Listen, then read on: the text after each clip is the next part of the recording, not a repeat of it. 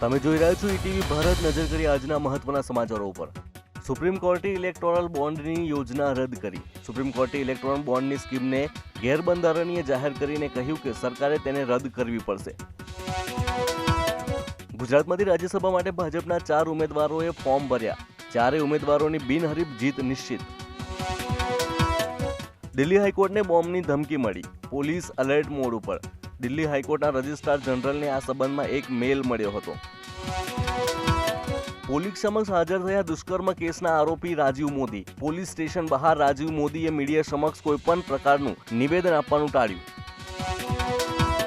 કચ્છ યુનિવર્સિટીના કુલપતિ તરીકે ડોક્ટર મોહન પટેલે વિધિવત રીતે સંભાળ્યો ચાર્જ. યુનિવર્સિટીના નવા કોર્સથી માંડીને રાષ્ટ્રીય સ્તર સુધી પહોંચાડવાની કરી વાત.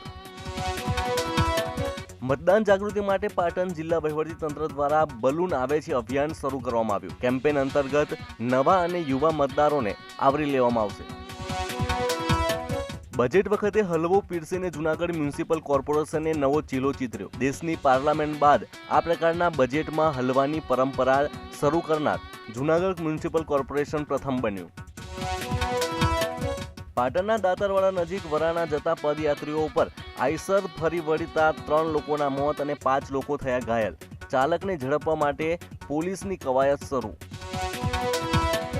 રાજકોટમાં ભારત ઇંગ્લેન્ડ ટેસ્ટ મેચના પ્રથમ દિવસે દર્શકોની પાકી હાજરી. સ્ટેડિયમનું આવતીકાલે જ નામકરણ કરવામાં આવ્યું હતું. સૌરાષ્ટ્ર ક્રિકેટ એસોસિએશનના નામકરણ વખતે જય શાહે આપ્યું મોટું નિવેદન. કહ્યું, ભારત રોહિત શર્માની કેપ્ટનસીમાં જ 2024નો T20 વર્લ્ડ કપ જીતશે. તો આ હતા આજના મહત્વના સમાચાર. વધુ માહિતી માટે લોગિન કરો www.etvbharat.com.